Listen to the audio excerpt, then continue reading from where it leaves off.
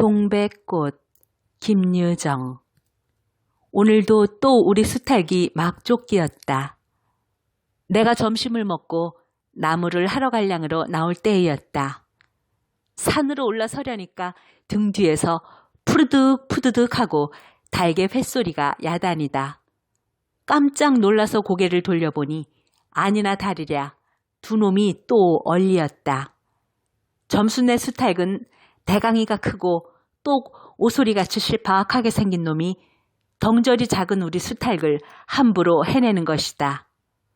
그것도 그냥 해내는 것이 아니라 푸드득하고 면두를 쪼고 물러섰다가 좀 사이를 두고 또 푸드득하고 모가지를 쪼았다. 이렇게 멋을 부려가며 여지없이 닦아놓는다.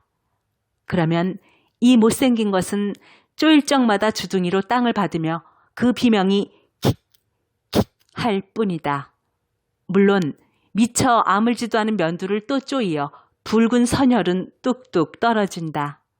이걸 가만히 내려다보자니 내 대강이가 터져서 피가 흐르는 것 같이 두 눈에서 불이 번쩍 난다. 대뜸 지게 막대기를 메고 달려들어 점순네 닭을 후려칠까 하다가 생각을 고쳐먹고 헛매질로 떼어만 놓았다. 이번에도 점순이가 쌈을 붙여놨을 것이다. 바짝바짝 내 기를 올리느라고 그랬음에 틀림없을 것이다. 고놈의 계집애가 요새로 들어서서 왜 나를 못 먹겠다고 그렇게 아르렁거리는지 모른다. 나흘 전 감자 조각만 하더라도 나는 저에게 조금도 잘못한 것은 없다. 계집애가 나무를 캐러 가면 갔지 나무 울타리 엮는데 생이질을 하는 것은 다 뭐냐. 그것도 발소리를 죽여가지고 등 뒤로 살며시 와서 예, 너 혼자만 일하니? 하고 긴치 않은 수작을 하는 것이다.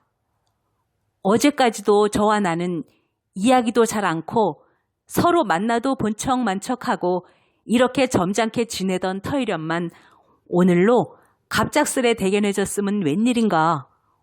황차 망하지만한 계집애가 남 일하는 놈 보고 그럼 혼자 하지 때로 하디? 내가 이렇게 내배하는 소리를 하니까 너 일하기 좋니?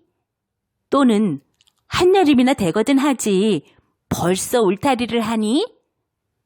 잔소리를 두루 늘어놓다가 남이 들을까봐 손으로 입을 틀어막고는 그 속에서 깔깔댄다.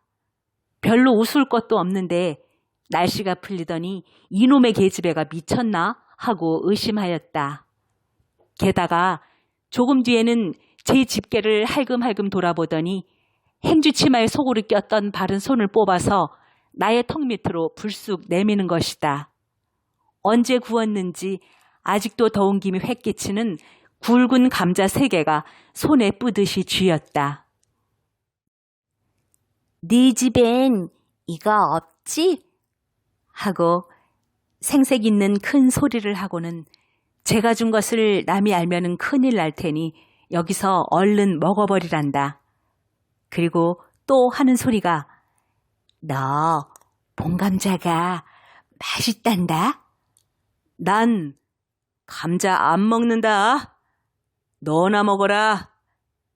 나는 고개도 돌리려지 않고 일하던 손으로 그 감자를 도로 어깨너머로 쑥 밀어버렸다. 그랬더니 그래도 가는 기색이 없고 뿐만 아니라 새근새근하고 심상치 않게 숨소리가 점점 거칠어진다. 이건 또 뭐야 싶어서 그때서야 비로소 돌아다 보니 나는 참으로 놀랐다. 우리가 이 동리에 들어온 것은 근 3년째 되어오지만 여태껏 가무잡잡한 점순이의 얼굴이 이렇게까지 홍당무처럼 새빨개진 법이 없었다. 게다 눈에 독을 올리고 한참 나를 이렇게 쏘아보더니 나중에는 눈물까지 어리는 것이 아니냐. 그리고 바구니를 다시 집어들더니 이를 꼭 악물고는 엎어질 듯 자빠질 듯 논뚝으로 힝하게 달아나는 것이다. 어쩌다 동리 어른이 너 얼른 시집 가야지 하고 웃으면 염려 마서유. 갈 때 되면 어련히 갈라고. 이렇게 천연덕스레 받는 점순이었다. 본시 부끄러움을 타는 계집애도 아니려니와 또한 분하다고 눈에 눈물을 보일 얼병이도 아니다. 분하면 차라리 나의 등허리를 바구니로 한번 모질게 후려세리고 달아날지언정. 그런데 고약한 그 꼴을 하고 가더니 그 뒤로는 나를 보면 잡아먹으려고 길을 복복 쓰는 것이다. 서로 주는 감자를 안 받아먹은 것이 실례라 하면 주면 그냥 주었지. 네 집엔 이거 없지?는 다 뭐냐. 그러잖아도 저희는 마름이고 우리는 그 손에서 배제를 얻어 땅을 붙임으로 일상 굽실거린다. 우리가 이 마을에 처음 들어와 집이 없어서 곤란으로 지낼 때 집터를 빌리고 그 위에 집을 또 짓도록 마련해 준 것도 점순네의 호의였다. 그리고 우리 어머니 아버지도 농사 때 양식이 달리면 점순네한테 가서 부지런히 구워다 먹으면서 인품 그런 집은 다시 없으리라고 침이 마르도록 칭찬하곤 하는 것이다. 그러면서도 17씩이나 된 것들이 수군수군하고 붙어다니면 동리에 소문이 사납다고 주의를 시켜준 것도 또 어머니였다. 왜냐하면 내가 점순이하고 일을 저질렀다가는 점순네가 노할 것이고 그러면 우리는 땅도 떨어지고 집도 내쫓기고 하지 않으면 안 되는 까닭이었다. 그런데 이놈의 계집애가 까닭 없이 길을 복복 쓰며 나를 말려 죽이려고 드는 것이다. 눈물을 흘리고 간 다음날 저녁 나절이었다. 나무를 한 짐 잔뜩 지고 산을 내려오려니까 어디서 닭이 죽는 소리를 친다. 이거 네 집에서 닭을 잡나? 하고 점순네 울 뒤로 돌아오다가 나는 고만 두 눈이 둥그레졌다. 점순이가 저희 집 봉당에 홀로 걸터 앉았는데 이게 치마 앞에다 우리 씨암탉을 꼭 붙들어 놓고는 이놈의 닭 죽어라 죽어라 요렇게 안팡스레 패주는 것이 아닌가. 그것도 대가리나 치면 모른다마는 아주 알도 못 나오라고 그 볼기짝개를 주먹으로 콕콕 쥐어박는 것이다. 나는 눈에 쌍심지가 오르고 사지가 부르르 떨렸으나 사방을 한번 휘돌아보고야 그제서 점순이 집에 아무도 없음을 알았다. 잡은 참 지게 막대기를 들어 울타리에 중턱을 후려치며 이놈의 계집애 남의 닭알 못 나라고 그러니? 하고 소리를 빽 질렀다. 그러나 점순이는 조금도 놀라는 기색이 없고 그대로 의젓이 앉아서 죄다 가지고 하듯이 또 죽어라 죽어라 하고 패는 것이다. 이걸 보면 내가 산에서 내려올 때를 겨냥해가지고 미리부터 닭을 잡아가지고 있다가 너 보란 듯이 내 앞에서 죄 지르고 있음이 확실하다. 그러나 나는 그렇다고 남의 집에 뛰어들어가 계집애하고 싸울 수도 없는 노릇이고 형편이 썩 불리함을 알았다. 그래 닭이 맞을 적마다 지게 막대기로 울타리나 후려칠 수밖에 별 도리가 없다. 왜냐하면 울타리를 치면 칠수록 울섭이 물러앉으며 뼈대만 남기 때문이다. 하나 아무리 생각하여도 나만 믿지는 노릇이다. 야 이년아! 남의 닭 아주 죽일 터이냐? 내가 도끼 눈을 뜨고 다시 꽤 호령을 하니까 그제야 울타리깨로 쪼르르 오더니 울 밖에 섰는 나의 머리를 겨누고 닭을 내팽개친다. 에이 더럽다! 더럽다! 더러운 걸 널더러 입대 끼고 있으랬니? 망할 계집애년 같으니! 하고 나도 더럽단 듯이 울타리깨를 힝하니 돌아내리며 약이 오를 대로 다 올랐다라고 하는 것은 암탉이 풍기는 서슬에 나의 이마빼기에다 물질똥을 찍 깔겼는데 그걸 본다면 알집만 터졌을 뿐 아니라 골병은 단단히 든 싶다. 그리고 나의 등 뒤를 향하여 나에게만 들릴 듯 말 듯한 음성으로 이 바보 녀석아! 예, 너 베네병신이지? 그만도 좋으련만 예, 너 아버지가 고자라지? 뭐? 우라버지가 그래 고자야? 한량으로 10번 거지가 나서 고개를 획 돌려 바라봤더니 그때까지 울타리 위로 나와 있어야 할 점순이의 대가리가 어디 갔는지 보이지를 않는다. 그러다 돌아서서 오자면 아까의 한 욕을 울 밖으로 또 퍼붓는 것이다. 욕을 이토록 먹어가면서도 대거리 한마디 못하는 걸 생각하니 돌부리에 채어 발톱 밑이 터지는 것도 모를 만치 분하고 급기야는 두 눈에 눈물까지 불끈내 솟는다. 그러나 점순이의 침해는 이것뿐이 아니다. 사람들이 없으면 틈틈이 제 집 수탉을 몰고 와서 우리 수탉과 쌈을 붙여놓는다. 제 집 수탉은 썩 험상궂게 생기고 쌈이라면 회를 치는 고로 을에 이길 것을 알기 때문이다.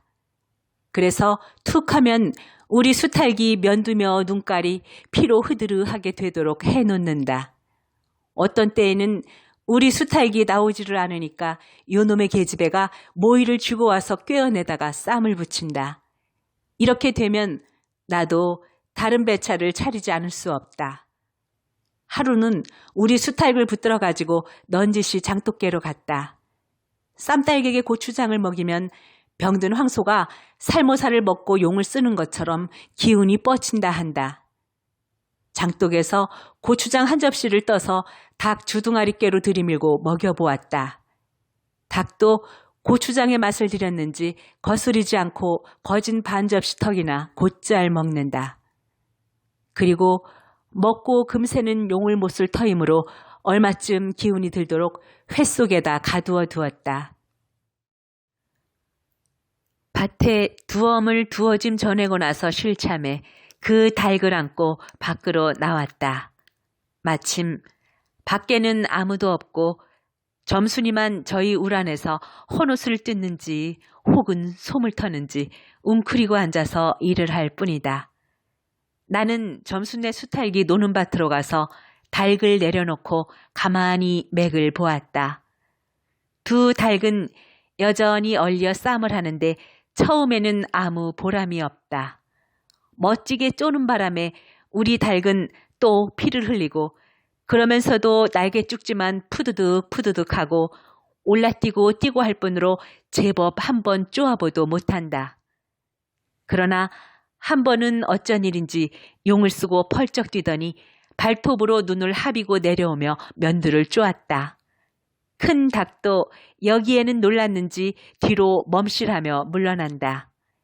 이 기회를 타서 작은 우리 수탉이 또 날쌔게 덤벼들어 다시 면두를 쪼니 그제는 감때 사나운 그 대강에서도 피가 흐르지 않을 수 없었다. 옳다. 알았다. 고추장만 먹이면 되는구나. 하고 나는 속으로 아주 쟁그러워 죽겠다. 그때에는 뜻밖의 내가 닭쌈을 붙여놓는데 놀라서 울 밖으로 내다보고 섰던 점순이도 입맛이 쓴지 눈살을 찌푸렸다. 나는 두 손으로 볼기짝을 두드리며 연방 잘한다 잘한다 하고 신이 머리 끝까지 뻗치었다. 그러나 얼마 되지 않아서 나는 넋이 풀려 기둥같이 묵묵히 서 있게 되었다. 왜냐하면 큰 닭이 한 번 쪼인 안가품으로 호들갑스럽게 영겁후 쪼는 서슬에 우리 수탉은 찔끔 못하고 막 골른다. 이걸 보고서 이번에는 점순이가 깔깔거리고 되도록 이쪽에서 많이 들으라고 웃는 것이다.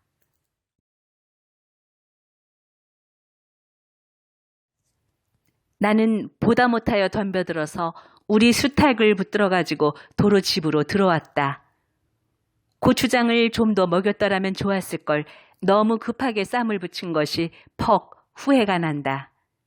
장독깨로 돌아와서 다시 턱 밑에 고추장을 들이댔다. 흥분으로 말미암아 그런지 당최 먹질 않는다. 나는 할 일 없이 닭을 반드시 누이고 그 입에다 관련 물뿌리를 물렸다. 그리고 고추장물을 타서 그 구멍으로 조금씩 들이부었다. 닭은 좀 괴로운지 킥킥 하고 재채기를 하는 모양이나 그러나 당장의 괴로움은 매일같이 피를 흘리는데 될 게 아니라 생각하였다. 그러나 한 두어 종지가량 고추장물을 먹이고 나서는 나는 그만 풀이 죽었다. 싱싱하던 닭이 왜 그런지 고개를 살며시 뒤틀고는 소나귀에서 뻗어지는 것이 아닌가. 아버지가 볼까 봐서 얼른 회에다 감추어 두었더니 오늘 아침에서야 겨우 정신이 든 모양 같다.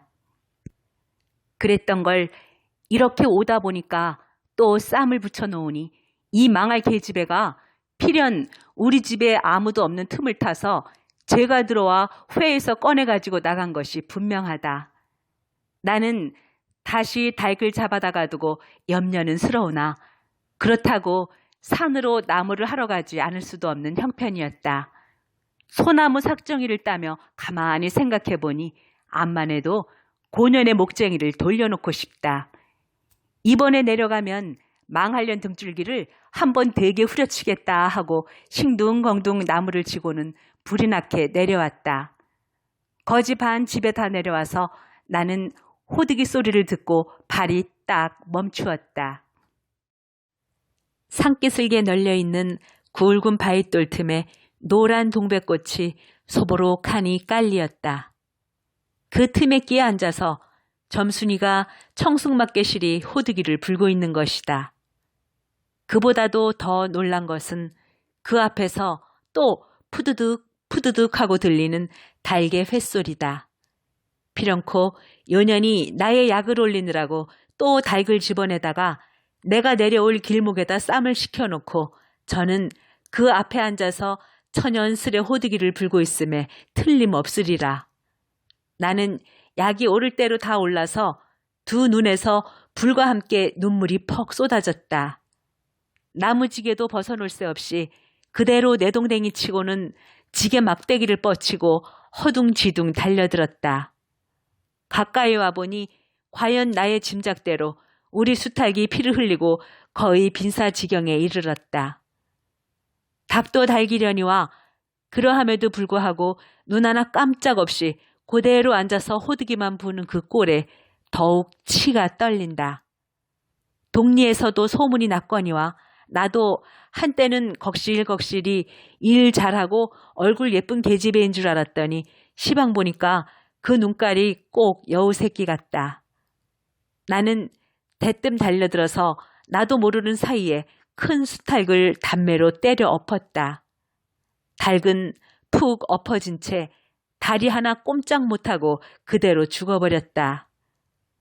그리고 나는 멍하니 섰다가 점순이가 매섭게 눈을 홉뜨고 닥치는 바람에 뒤로 벌렁 나자빠졌다. 이놈아! 너 왜 남의 닭을 때려 죽이니? 그럼 어때? 하고 일어나다가 뭐? 이 자식아! 너 집 닭인데? 하고 복장을 떼미는 바람에 다시 벌렁 자빠졌다. 그리고 나서 가만히 생각하니 분하기도 하고 무안도 스럽고 또 한편 일을 저질렀으니 인젠 땅이 떨어지고 집도 내쫓기고 해야 될는지 모른다. 나는 비슬비슬 일어나며 소매자락으로 눈을 가리고는 얼김에 엉하고 울음을 놓았다. 그러다 점순이가 앞으로 다가와서 그럼 너 이다음부턴 안 그럴 테냐? 하고 물을 때에야 비로소 살 길을 찾은 듯 싶었다. 나는 눈물을 우선 씻고 뭘 안 그러는지 명색도 모르건만 그래! 하고 무턱대고 대답하였다. 요담부터 또 그래봐라. 내 자꾸 못살게 굴 테니. 그래. 인젠 안 그럴 테여. 닭 죽은 건 염려 마라. 내 안 잃을 테니. 그리고 못에 떠다 밀렸는지 나의 어깨를 짚은 채 그대로 퍽 쓰러진다. 그 바람에 나의 몸뚱이도 겹쳐서 쓰러지며 한창 피어 퍼들어진 노란 동백꽃 속으로 폭 파묻혀 버렸다.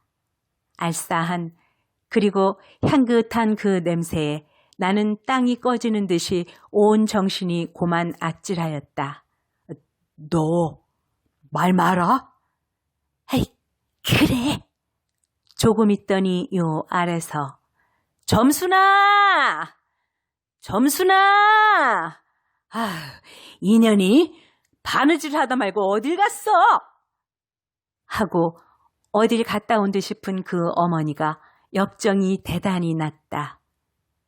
점순이가 겁을 잔뜩 집어먹고 꽃 밑을 살금살금 기어서 산 아래로 내려간 다음 나는 바위를 끼고 엉금엉금 기어서 산 위로 치 빼지 않을 수 없었다.